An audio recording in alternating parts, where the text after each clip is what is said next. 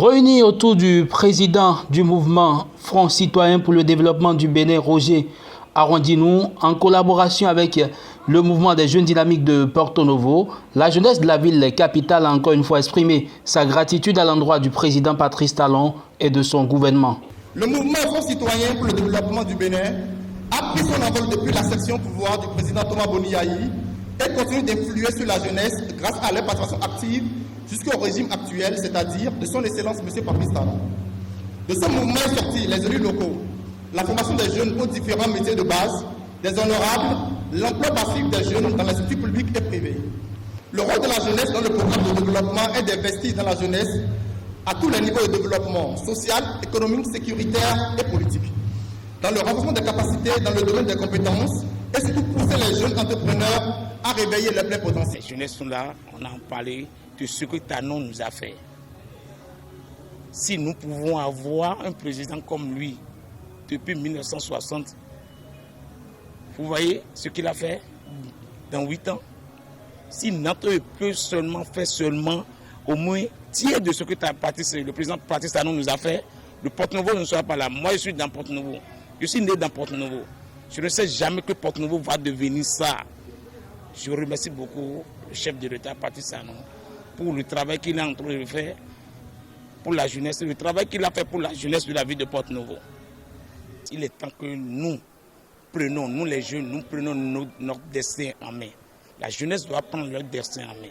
Nous devons rester ensemble pour lutter. Présent à cet événement, le maire de la ville de Porto Novo, Salman Yankoti, est revenu sur les différentes actions menées dans la ville capitale depuis l'avènement du régime de la rupture, avant d'inviter les populations à la patience sur toutes les petites malcompréhensions qui subsistent. Le chef de l'État a beaucoup fait pour la ville de Porto Novo, a beaucoup fait pour la région de Lomé et pour tout le pays entier.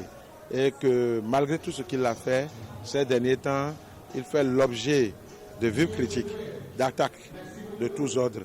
Et en ces moments difficiles, c'est le lieu de le soutenir, c'est le moment de le soutenir et de l'accompagner, de le réconforter pour qu'il soit plus engagé dans ce qu'il est en train de faire. Et donc, nous avons fait un tour des réalisations. Nous avons été même au-delà de ces réalisations pour sensibiliser les jeunes sur les intoxications et aujourd'hui la réalité, parce qu'on est sorti de plusieurs chocs. On est même encore dans des chocs externes.